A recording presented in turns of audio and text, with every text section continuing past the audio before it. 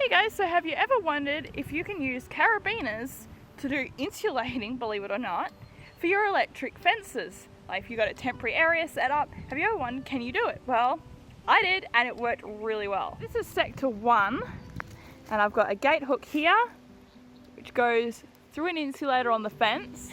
It goes through the insulator here, and hooks with the carabiner here.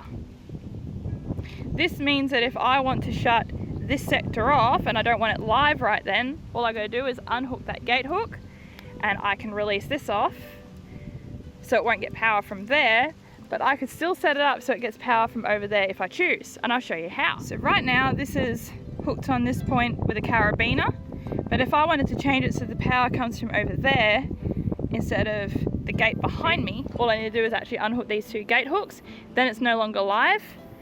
I can then use a gate hook if I chose to hook onto that. That way the power's coming from over there.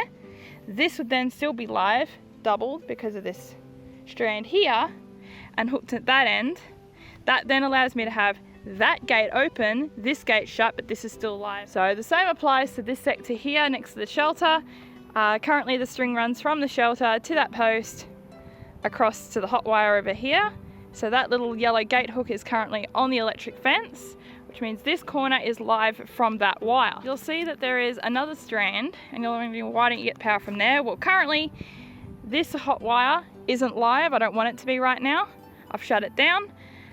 So if I wanted to change that, all I got to do is make sure that this is live from across there. Trend for this conversation that this hot wire is live, but I want to take this one off. All I need to do is actually unhook this and hook it onto there. So now this strand to the shelter is still live, and I could actually unhook this, which is insulated, from there and just drop it and it wouldn't be live, and I can just hook the hook onto there, and then they can race up there and they've got access to that because there's power from there to there. But for now we'll put it back so that it's live. So in the meantime, all these main paddocks that go all the way down there as well, that's the far end of the paddock, and then behind me that's the north end of the paddock behind me. I don't want Cora grazing it out because so far it's had 4 months of rest, and preferably I'd like it hopefully close on 8 to 12 months before I open it up for the horses again, so it's got adequate time to really rest. So, in a weird sort of way, Jill's passing has actually meant that I can fully rest the paddocks, which I haven't been able to do to this point. So anyway, that's what I'm doing with the fences down here, and another part 2 video of what we're doing up the top. Doing a new fenced area with stables and everything, / shelter to come. So anyway, that's part 1 update. So that's what we've been up to. Cora's doing really well. She's handling life on her own reasonably well, better than I expected her to. So she's coming out of her shell a bit more, which I didn't expect. I actually expected Cora to shut down after Jill passed away, but that hasn't happened. She's come out of her shell more. She's coming to people. She's enjoying belly scratches a lot more lately, so it's really good to see with that.